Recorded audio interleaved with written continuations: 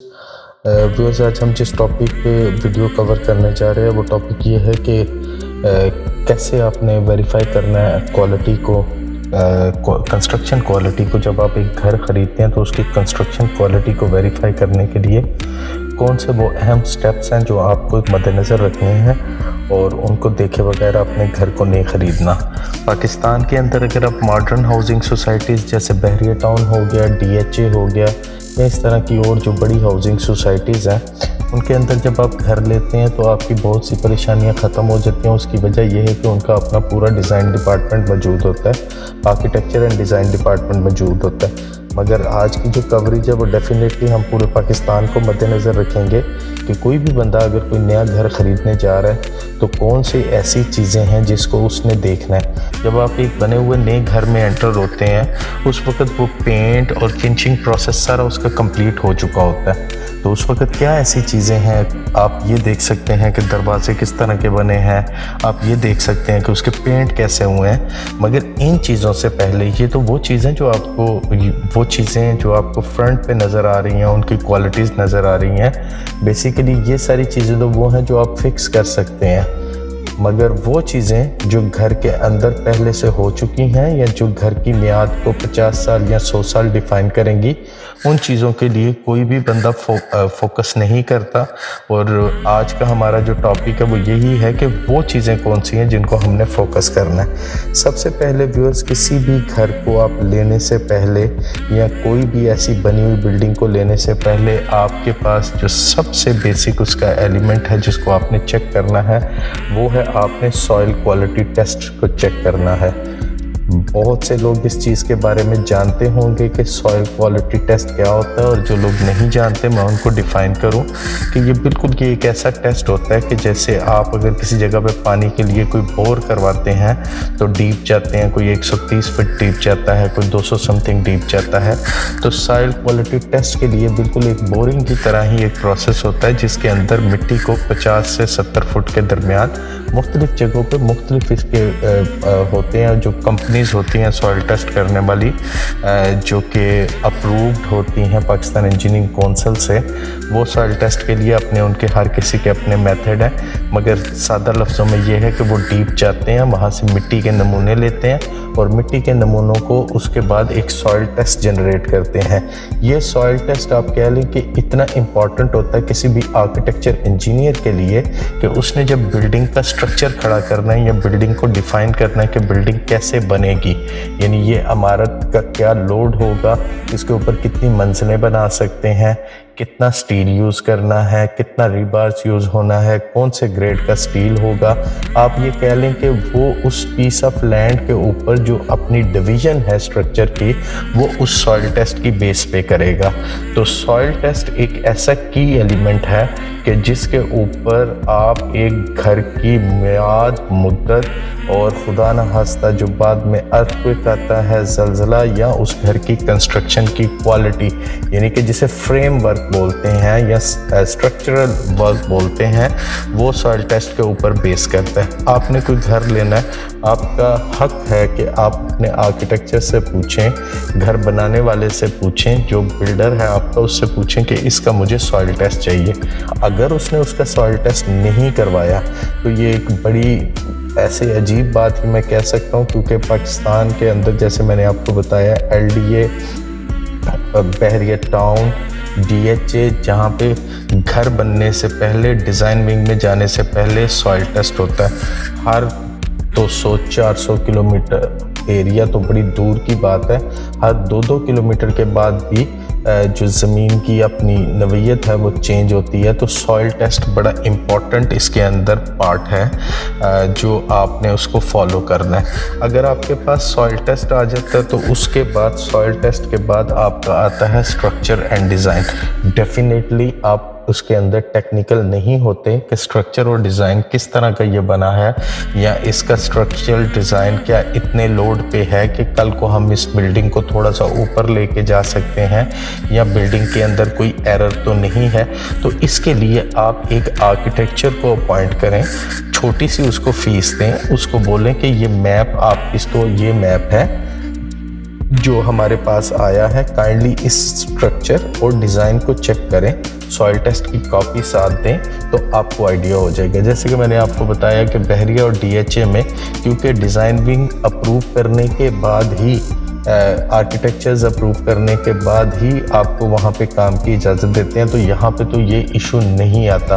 मगर किसी दूसरी जगह पे आप घर ले रहे हैं जहाँ पे 2 मंजिला घर बन गया है और वो एक टिपिकल मेथड से बन रहा है जहाँ पे ना सॉइल टेस्ट है, ना ही कोई आर्किटेक्चरल ड्राइंग है आपके पास, और बस वहाँ के जो भी मिस्त्री हैं या आप कह लें कि जो भी वहाँ के बिल्डर हैं, उन्होंने वही कॉपी पेस्ट करके जो घर बनाते जा रहे हैं वही बना रहे हैं। तो वहाँ पे आपको थोड़ा सा कॉन्शियस होना पड़ेगा, क्योंकि घर की एक्सटेंशन करना हर बंदे का हक होता है कि आप उसके ऊपर 2 कमरे एक्स्ट्रा करने चाह रहे हैं या कुछ इस तरह की चीज़ बनाना चाह रहे हैं। तो अगर आपका स्ट्रक्चर जो है, मैं स्ट्रक्चर और सॉइल टेस्ट पे इसलिए ज़ोर दे रहा हूँ कि ये वो चीज़ है जो आपकी बड़ी अहमियत की हामिल है, ये फॉरएवर रहनी है। बाकी जो चीज़ें हैं उसके ऊपर बाद में डिस्कस की जाती है, मगर पाकिस्तान के अंदर जब कोई भी बंदा घर लेता है तो इन 2 बेसिक चीज़ों को बिल्कुल इग्नोर कर दिया जाता है। और ये 2 ऐसी चीज़ें हैं कि जो आपकी रीढ़ की हड्डी साबित होंगी कि आप जो भी बिल्डिंग ख़रीद रहे हैं उस बिल्डिंग का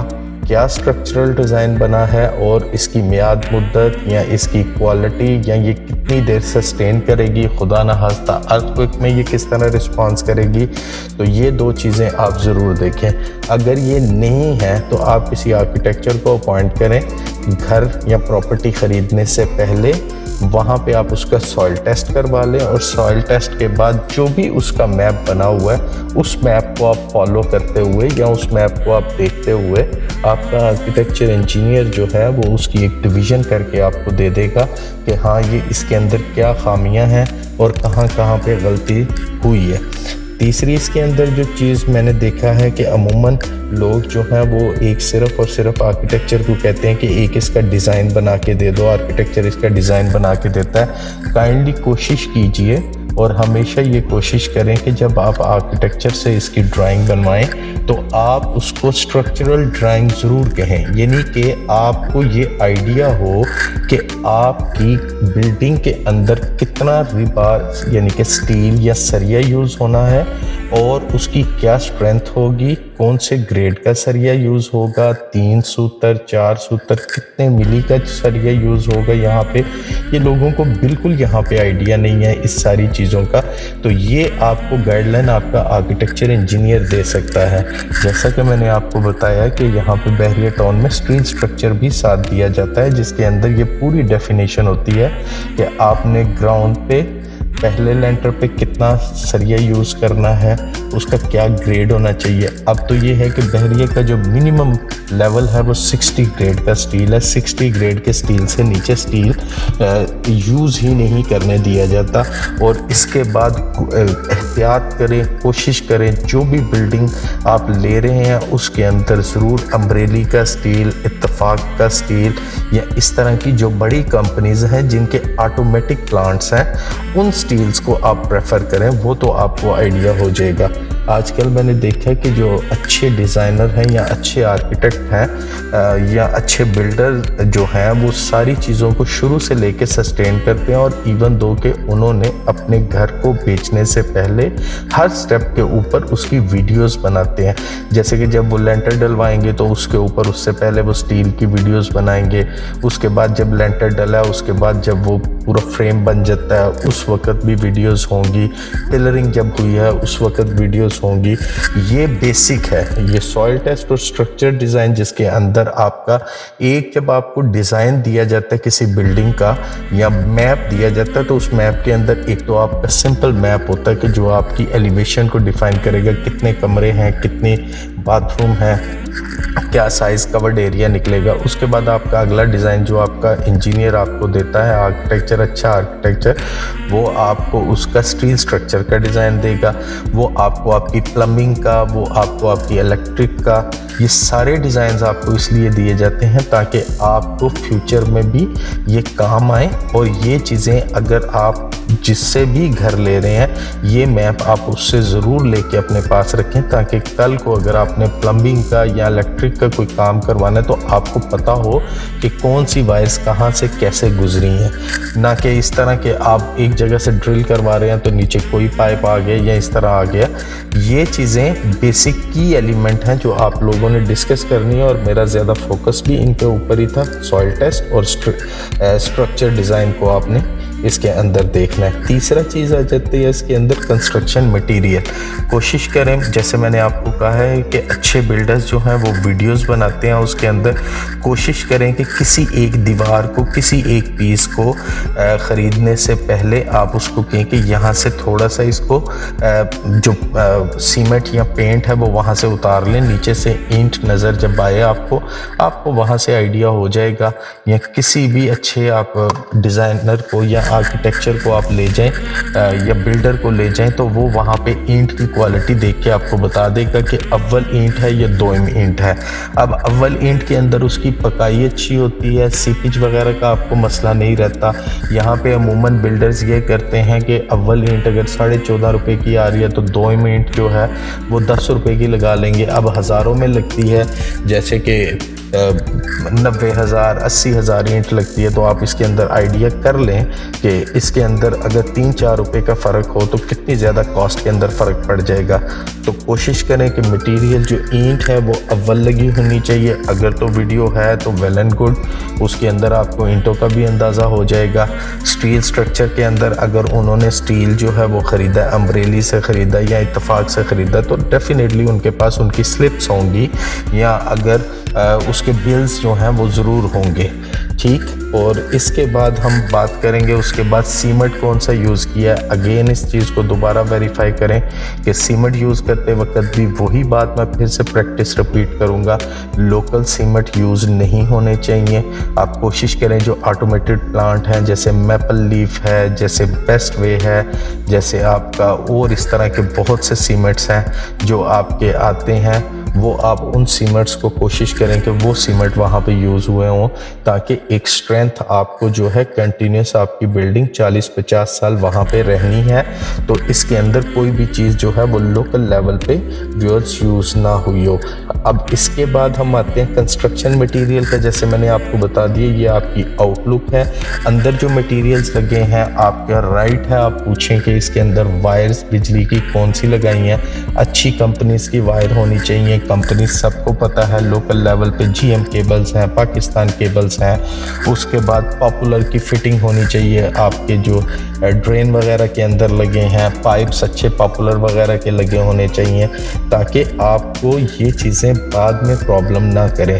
दूसरी लो क्वालिटी होता ही ये है कि जब आप एक घर ले रहे होते हैं, कॉस्ट उसकी आपसे A+ ग्रेड की मांगी जा रही होती है उसके अंदर, क्योंकि फिनिशिंग में आपको पेंट जो नज़र आ रहे हैं या दरवाजे या आपके डोर हैंडल्स नज़र आ रहे हैं वो तो बड़े A क्वालिटी के हैं, मगर अंदर के जो मैंने आपको ऊपर पॉइंट्स बताए हैं वहाँ पॉइंट्स पे काफ़ी ज़्यादा बचत की जाती है, और ये चीज़ें आपको आने वाले फ्यूचर के अंदर प्रॉब्लमेटिक होते हैं। अब इसके बाद आप अपने घर के अंदर सेफ्टी फीचर्स को ज़रूर देखें। आप देखें कि अगर इलेक्ट्रिक का काम किया है तो उसके अंदर आपके जो ब्रेकर्स हैं वो कितनी क्वालिटी के हैं, वो कितने एम्पेयर्स के हैं। एसीज की जो वायर्स हैं क्या वो अलहदा से डली हैं। इसी तरह आप प्लम्बिंग के काम को देखें कि वहाँ पे किस तरह उसके यूनियंस को या लीकेज वगैरह क्या वहाँ पे टेस्ट हो गई है। घर को ख़रीदना चाहते हैं, कोशिश करें पानी की टैंकी जो है उसको पूरा भरें, सारे वॉल्स बंद रखें, सारे वॉल्स खोल के देखें। ये वो चीज़ें हैं जो आपने चेक करनी है कि क्योंकि जब आप ट्रांसफ़र ले लेंगे घर की और घर के अंदर जब आप मुकीम होंगे तो आपको ये चीज़ें बाद में प्रॉब्लम क्रिएट करेंगी। इसके बाद ये कोशिश करें कि आपकी सीढ़ियाँ खुली बनी हों, उसके अंदर उनके स्टेप्स बहुत प्रॉपर बने हों। ये चीज़ें आपने अंदर फोकस करनी है, और ये आपको एक अच्छा आर्किटेक्चर को पिक कर लें जो आपके साथ इंस्पेक्शन के लिए चला जाए जब आप प्रॉपर्टी को फाइनल करने लगे हैं, या किसी अच्छे बिल्डर को, जैसे कोई आपका जानने वाला मिस्त्री है या किसी ने कोई घर वगैरह पहले बनाया तो आप उनको लेकर जाएंगे। तो ये खामियां आप पहले आइडेंटिफाई करने की कोशिश करें। पेरेंटली तो आपको बड़ा खूबसूरत लगता है कि जी बड़े अच्छा घर बनाया, ये भी लगा दिया, एलसीडी भी लगा दी, मगर अंदर के जो स्ट्रक्चर है ये वो क्रिटिकल पॉइंट्स हैं जिनको आपने डिस्कस करना है अपने डिज़ाइनर को, अपने आर्किटेक्ट को साथ ले जाएं, अपने बिल्डर को साथ ले जाएं, वो आपको इसके अंदर गाइडलाइन देगा। अब उसके बाद जो इंटीरियर और वॉल पेंट है वो तो एक बड़ी सामने नज़र आने वाली चीज़ें हैं। वो पॉइंट जिसको बहुत ज़्यादा फोकस किया जाता है, मैं समझता हूँ कि वो पॉइंट इस तरह के हैं कि वो आपको बिल्कुल अपेरेंटली नज़र आ जाते हैं कि किस तरह की ग्रिल्स किस तरह की लगी हैं, ग्रिल्स की क्या स्ट्रेंथ है, गेट किस तरह का है, दरवाजे, स्विच और पंखे और इसके अलावा पेंट, लाइट्स, ये सारी चीज़ें किस तरह की हैं। इनके ऊपर बिल्डर की अमूमन कोशिश होती है कि इनके अंदर वो कमी नहीं छोड़ता, क्योंकि ये वो चीज़ें होती हैं जो अपेरेंटली नज़र आ रही होती हैं, तो इनके ऊपर बिल्डर का फोकस ज़्यादा होता है। मगर जो पहले पॉइंट्स हैं जो मैंने आपके साथ ऊपर डिस्कस किए हैं वो बड़े बेसिक की एलिमेंट पॉइंट हैं जो आपकी बिल्डिंग को 40-50 साल की एक स्ट्रेंथ देते हैं। उन पॉइंट्स को आपने कभी भी मिस नहीं करना। अगर ये चीज़ें आप कवर अप कर लेते हैं, पाकिस्तान में कहीं पे भी घर लें, रेजिडेंशियल बिल्डिंग लें, कमर्शियल बिल्डिंग लें या कोई भी प्रॉपर्टी आप ख़रीदें, तो मेरा ख्याल है कि आपको बाद में आने वाली जो कबाहतें हैं उनसे आपकी जान छूट जाएगी और आपके लिए बड़ा ईजी होगा कि आपने एक अच्छी प्रॉपर्टी ख़रीदी है। तो मैं उम्मीद करता हूँ व्यूअर्स के घर ख़रीदते वक्त आप इन पॉइंट्स को ज़रूर मद्देनज़र रखेंगे। और ये वीडियो का टॉपिक ही हमारा ये था कि कंस्ट्रक्शन क्वालिटी, घर या बिल्डिंग ख़रीदने से पहले कंस्ट्रक्शन क्वालिटी कैसे चेक करें। इसके अंदर मैंने आपको कोशिश की है कि जो बेसिक पॉइंट्स हैं वो आपके साथ डिस्कस करूं। कोशिश करें कि हर चीज़ के लिए एक प्रोफेशनल मौजूद होता है। आप बहुत सी चीज़ों के प्रोफेशनल हो सकते हैं, आप अपनी फील्ड में हर चीज़ के प्रोफेशनल होंगे, मगर प्रोफेशनलिज्म को ना छोड़ें। एक डिज़ाइनर जो आपको आइडिया दे सकता है वो डिज़ाइनर का काम है, एक बिल्डर का अपना काम है, वो अपना काम करेगा। इसी तरह एक इंजीनियर जो है, इंजीनियर का अपना काम है। इंजीनियर जब भी आप कोशिश करें, पिक करें, वो पाकिस्तान इंजीनियरिंग काउंसिल से रजिस्टर्ड हो, सॉइल टेस्ट आप करवा रहे हैं, इस तरह की सारी चीज़ों को आप एक दफ़ा देख लें। आप एक घर लेने लगे हैं, आप करोड़ों रुपए की इन्वेस्टमेंट करने लगे हैं, अब लाखों वाली तो बात रह ही नहीं गई, घरों के अंदर करोड़ों रुपए की इन्वेस्टमेंट करने लगे हैं। तो अगर उसके अंदर आप ये 30, 35, 40 या 50 हज़ार रुपया ज़्यादा से ज़्यादा अगर आप शुरू में एक जगह पे आप कर लेते हैं, आप एक आर्किटेक्चर इंजीनियर को बीच में इन्वॉल्व कर लेते हैं, एक सॉइल टेस्ट की वेरिफिकेशन करवा लेते हैं, तो आपकी करोड़ों रुपए की इन्वेस्टमेंट सिक्योर होगी। अदरवाइज़ ये होगा कि घर लेने के बाद 1 साल के बाद आपको उसके बहुत से काम करवाने पड़ेंगे, सीपेज, लीकेज और इस तरह के बहुत से मामलात जो अमूमन लोगों से हम सुनते हैं कि ये प्रॉब्लम्स आ रहे हैं, वो प्रॉब्लम्स फिर आते रहते हैं। उम्मीद करता हूँ इस वीडियो में मैंने आपको काफ़ी ज़्यादा इन्फॉर्मेशन देने की कोशिश की है। उम्मीद करता हूँ कि आपको ये इन्फॉर्मेशन पसंद आई होगी। अगर वीडियो आपको पसंद आई है, लाइक करें, सब्सक्राइब करें और शेयर करें, ताकि वो लोग जो अपनी प्रॉपर्टी नियर फ्यूचर में ख़रीदने वाले हैं वो इन एहतियाती तदाबीर के साथ अपनी प्रॉपर्टी ख़रीदें और इंशाल्लाह एक अच्छे घर में अपनी फैमिली के साथ इंजॉय करें। Thank you very much viewers, take good care, अल्लाह हाफिज़।